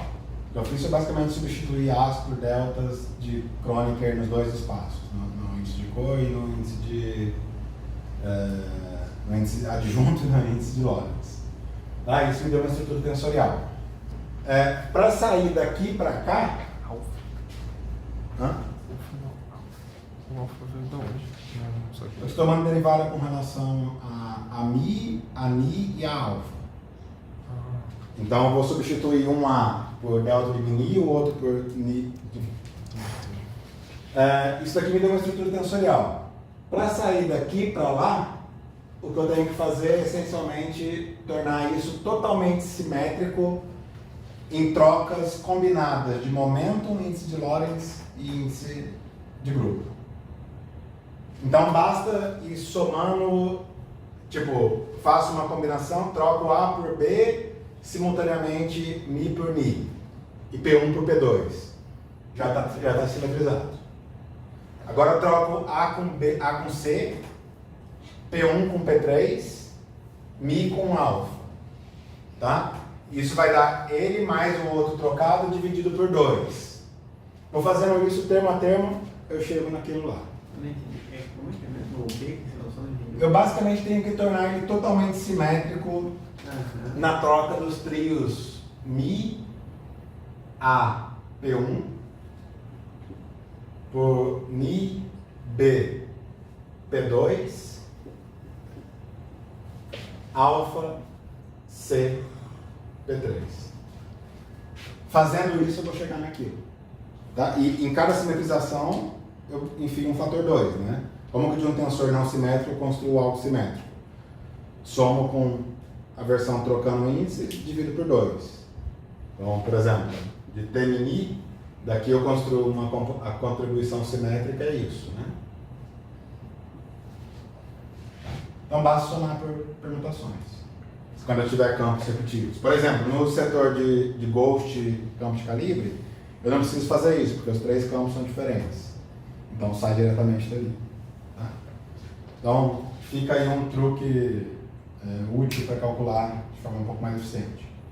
Um truque ainda mais útil para calcular de forma ainda mais eficiente é pegar o FineCalc e utilizar o comando FineRules e pronto.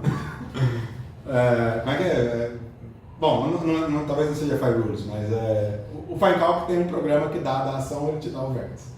Então, como o fator de I e tudo mais. Então, esse cálculo aqui, que seria bastante tedioso de fazer na mão, ele é imediato no FineCalc. Então, fica uma dica ainda mais direta, né? Dúvidas? Como se fosse um operador sanduichado, é isso? Como é que é? Como se fosse um operador sanduichado, mas ele tem sanduichado. É, mas não é sanduichado, né? No fundo o que você quer é isso aqui, né? Operador, campo, campo, campo. E aí aqui eu vou ficar com índices mini, alfa, mini, alfa, ABC, ABC, né? E aí você identifica esse operador, simetriza esse operador. Por que tem que ser simétrico, né? Porque a derivada funcional te produz simetrização. Porque se você calcula diretamente via derivada funcional, é evidente que é simétrico, né? Porque as derivadas funcionais comutam entre si. Então, se um lado é simétrico, do outro tem que refletir isso também.